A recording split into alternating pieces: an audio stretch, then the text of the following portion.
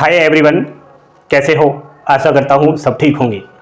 तो हर साल Indian post office भारतीय डाक विभाग में ग्रामीण डाक सेवक के पद के लिए 2 बार वैकेंसी आ रही है।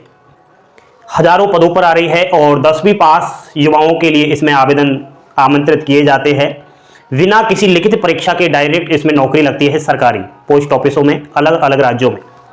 साथियों, ये जो ग्रामीण डाक सेवक है जीडीएस, इसकी सैलरी को लेकर के बार बार मेरे पास मैसेज आते रहते हैं और विद्यार्थी कहते हैं कि सर मेरा सिलेक्शन तो हो चुका है, क्या सैलरी रहेगी? सैलरी बहुत कम है।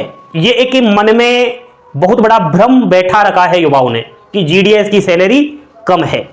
लेकिन आज इस वीडियो को जब आप देखोगे ना, तो वास्तव में जो हकीकत है, जो रियलिटी है कि जीडीएस की सैलरी भी 40,000 से अधिक आई है, वो भी फरवरी महीने की, इसी अगले महीने की।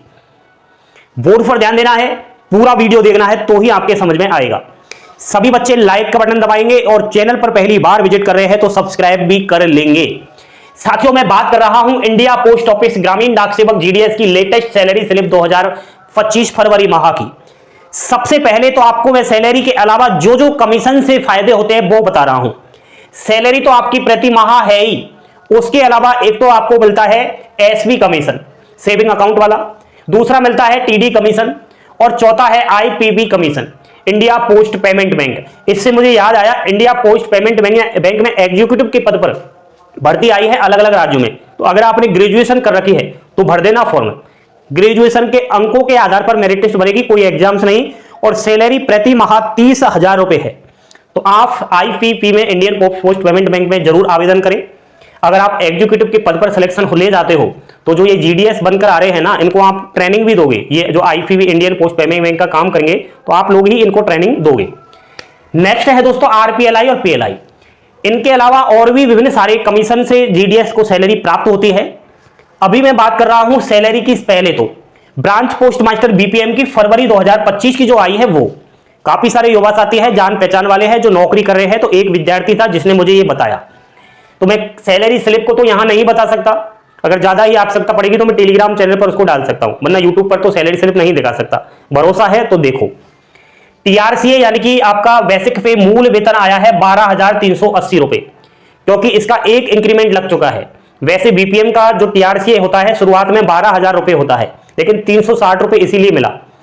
डेयरनेस अलाउंस 6,551 रुपए, 53% अभी महंगाई भत्ता है। ऑफिस मेंटेनेंस अलाउंस की 250 रुपए। टोटल इसकी सैलरी जो बनी है 19,161 रुपए। कुछ डिटेक्शंस को चार्ज भी लग जाते हैं, जैसे कि एचडीबीएस के 300 रुपए, यूनियन चार्ज 30 रुपए, ईडीजीआईएस के 50 रुपए। टोटल जो चार्ज हुआ वो 380 रुपए। अब इसमें से आप इनको घटा लो 380 रुपए को। इसकी इन हैंड जो सैलरी आई है ना, वो 18,481 रुपए आ रही है। अब सर आप कह रहे थे कि 40,000 रुपए एक बीपीएम की सैलरी आई है, यहां तो हम देख रहे हैं कि 18,481 रुपए आई है। क्या आप झूठ बोल रहे हो? झूठ नहीं बोल रहा, ये तो एक सैलरी जो आई है ना, जो काम किया है बीपीएम का, उसकी आई है। इसके अलावा एक्स्ट्रा जो काम किया ना, उसका कमीशन भी मिला है। कैसे मिला है सुनो। आरपीएलआई का जो कमीशन है ना साथियों, अगर आपके पास दिमाग है तो मैक्सिमम मैंने ये देखा है 10 से 15,000 रुपए प्रति माह आप अलग से कमीशन ले सकते हो आरपीएलआई पीएलआई के माध्यम से। वैसे मैं बात कर रहा हूं यहां पर टीडी कमीशन की भी, तो टीडी कमीशन में भी 15,700 रुपए आए हैं। नेक्स्ट है IPP, India post payment bank, commission 1,200 रुपए। तो टोटल हम जोड़ लेते हैं 18,481 रुपए तो किसका हुआ? सैलरी का। उसके अलावा 5,177 रुपए किसका हुआ? PLI commission. इसका पीएलआई जो आया है 5,177 रुपए आया है। वैसे मैक्सिमम पीएलआई के आरपीएलआई के 10 से 15,000 रुपए ले सकते हैं। टीडी कमीशन के इसको आए 15,700 रुपए, देख सकते हो आप, और आईपीबी के आए 1,200 रुपए। टोटल इसकी सैलरी जो आई है 40,581 रुपए। जीडीएस बीपीएम की सैलरी है फरवरी 2025 की। अब बताओ, उनके गाल पर तमाचा है जो अपने आप को बिल्कुल नेगेटिविटी की ओर ले जा रहे हैं। एक तो ये विभिन्न सारे यूट्यूबरों ने क्या है, बिल्कुल विद्यार्थी को, बेरोजगार को हताश कर दिया है। मैं खुद भी देखता हूं, ज्यादातर यही बोलते हैं कि जीडीएस की जॉब बेकार है, सैलरी बहुत कम है। उनको यह बताना कि जीडीएस बीपीएम की सैलरी भी 40,000 है, लेकिन जब दिमाग ही नहीं है, मेहनत ही नहीं करना चाहता, तो फिर कैसे सैलरी मिलेगी? फिर तो इतनी मिलेगी आपको 18,000 रुपए। सुनो, अब ये कैसे कमीशन मिलता है। सबसे पहले एसवी कमीशन, सेविंग अकाउंट की बात करूं तो एक फाइनेंशियल ईयर यानी 1 साल अप्रैल से और मार्च तक होता है।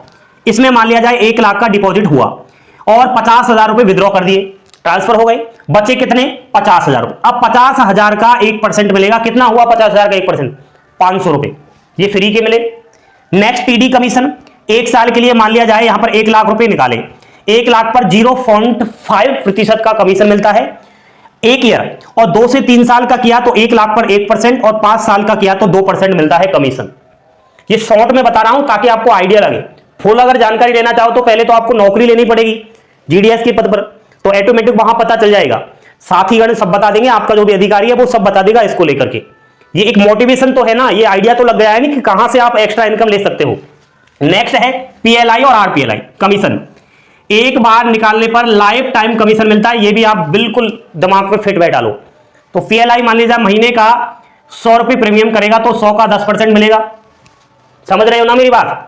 10 साल का भी होता है, 15 साल का होता है, 25 साल का होता है। मान लीजिए किसी ने 25 साल का किया तो फिर तो मौज ही मौज है, कमीशन ही कमीशन मिलेगा, लाइफ टाइम जिंदगी बनने वाली है। अब सुनो, नेक्स्ट रह गया है IPP India post payment bank का कमीशन। मान लिया जाए आपने एक अकाउंट खोल लिया, एक अकाउंट का 40 से और 48 रुपए मिलता है। कोई बीपीएम अगर हो तो वो बता देना, कोई कमेंट बॉक्स में आपके वहां कितना है। बाकी मुझे तो ये आइडिया दिया था कि 48 रुपए एक अकाउंट पर मिलता है। मान लिया जाए महीने में आपने जो है कितने अकाउंट खोले, 30 अकाउंट खोले, प्रतिदिन एक अकाउंट खोला, महीने में 30 अकाउंट खोले तो आप 30 से गुणा कर लो 48, 1440 रुपए महीने के आपके ये हो गए। अब जोड़ना, ये सारा जोड़ करके ही 40,000 रुपए आए हैं इसकी सैलरी, काट पीट करके सब कुछ। लेकिन ये सारी चीजें तब है दोस्तों पॉसिबल जब ऑफिस में जितना वर्कलोड होगा ना, जितना ट्रांजैक्शन होगा, उतना ही उस बीपीएम को फायदा होगा। तो यहां पर उतना ही मेहनत भी करना होता है भाई। आपको पता होगा, जैसे कभी बैंक में आप गए होंगे, एक तो एसबीआई बैंक होता है, जाकर देखना भीड़ होती है बहुत ज्यादा, बाकी प्राइवेट बैंक में कम होती है। वही है, कोई ब्रांच ऑफिस ऐसा है जहां पर वर्कलोड ज्यादा है, शहरी क्षेत्र में है, ज्यादातर कोई एचओ में लग रहा है बीपीएम, एचओ का तो बहुत बड़ा होता है, ठीक है, एसओ से काम आता है, बीओ से एसओ तक काम आता है, सब ऑफिस तक, तो ये उसी चीज पे डिपेंड करता है। तो आप पहले तो नौकरी लो, सबसे बड़ी बात ये है, नौकरी लेने के बाद मेहनत करना, ये सैलरी के ऊपर डिपेंड मत रहना, क्योंकि आप जब जॉइनिंग लेते हो तो पहले ही आपसे ये शपथ ले लिया जाता है कि देखो भाई आ तो रहे हो जीडीएस, वेलकम है आपका पोस्ट ऑफिस में, लेकिन जीडीएस की सैलरी पर निर्भर नहीं रहना, आय का अन्य स्रोत भी आपके पास होना चाहिए। तो आपको उस पर एग्री करना पड़ता है। पहले से आपको क्लियर पता है कि शुरुआत में तो मुझे 17 से 18,000 रुपए मिलेंगे, लेकिन भगवान ने आपको बुद्धि भी तो दी है।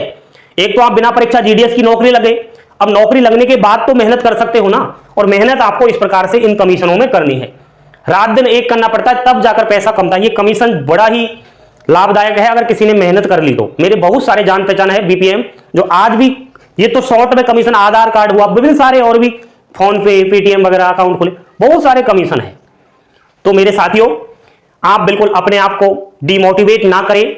भारत देश में चाहे कोई सी भी भर्ती आए, एक बार फॉर्म भरो और सिलेक्शन लो, नौकरी लग जाएगी तो आपके काम आएगी, पैसा आएगा तो आपके काम आएगा। हमारा काम है रास्ता बताना। अभी से क्लासेस आपकी अपनी फैमिली है और मैं आपका छोटा बड़ा भाई हूं, अगर समझो तो मैं हमेशा रास्ता भी आपको ऐसा बताता हूं जो आपके काम आए। जीडीएस शानदार नौकरी है, परमानेंट नौकरी है। अभी तो ये आपकी सैलरी जो आई है ना, 7th सेंट्रल पे कमीशन से आई है। आपको ये भी पता होगा कि 8th सेंट्रल पे कमीशन को मंजूरी दे दी गई है और ये 1 जनवरी 2026 से लागू हो जाएगा। तो ये फिटमेंट फैक्टर के ऊपर डिपेंड करेगा। एक अच्छा फिटमेंट फैक्टर निकला जीडीएस के ऊपर तो आपकी ये सैलरी है ना 2 गुनी हो जाएगी। तो सैलरी वही, अभी इस बच्चे की सैलरी की बात करूं, अभी ये 40,000 रुपए ले रहा है, 8th सेंटर पे कमीशन आने के बाद इसकी सैलरी वही 60,000 के ज्यादा हो जाएगी। बताओ आप। तो कहने को तो कुछ भी कह सकते हैं, लेकिन प्रैक्टिकली आज बहुत सारे जीडीएस भाई भी मुझे देख रहे होंगे, तो हो सकता है उनको इन चीजों का बिल्कुल ही पता ना हो, तो पता होगा भी तो वहां वर्कलोड नहीं होगा। तो आप मुझे, कोई भी है तो मुझे कमेंट करके बताना। बाकी ये जो है मैंने जीडीएस बीपीएम से जानकारी ली है, आपको क्या इस चीज में लगता है कमेंट करके जरूर बताएं। फॉर्म अप्लाई किया करो, अभी तो जीडीएस की भर्ती आ चुकी है, फॉर्म भी भरे जा चुके हैं। जिन्होंने फॉर्म अप्लाई किया है बिल्कुल एडिट का ऑप्शंस ओपन हो चुका है। आज ही 6 मार्च, 7 मार्च और 8 मार्च 3 दिन चलेगा। किसी ने फॉर्म में गलती कर दी है तो सुधार लेना, डिवीजन वगैरह, पोस्ट प्रेफरेंस वगैरह ठीक से देना, ताकि आपका सिलेक्शन हो। एक बार सिलेक्शन हो जाए, जिंदगी में मौज ही मौज है। ये जानकारी आप लोगों को पसंद आई तो सभी बच्चे टेलीग्राम चैनल को ज्वाइन करेंगे, व्हाट्सएप चैनल को ज्वाइन करेंगे, हमसे बात करनी है तो इंस्टाग्राम पर आएंगे, और फेसबुक चलाते हो तो फेसबुक पर भी हमारी वीडियो अवश्य देखा करेंगे। सभी सोशल मीडिया की लिंक वीडियो के डिस्क्रिप्शन में है, और जल्द आप इस वीडियो पर 2000+ लाइक करें और इस अभी से क्लासेस परिवार को 2 लाख पूरा करें। जय हिंद, जय भारत, धन्यवाद।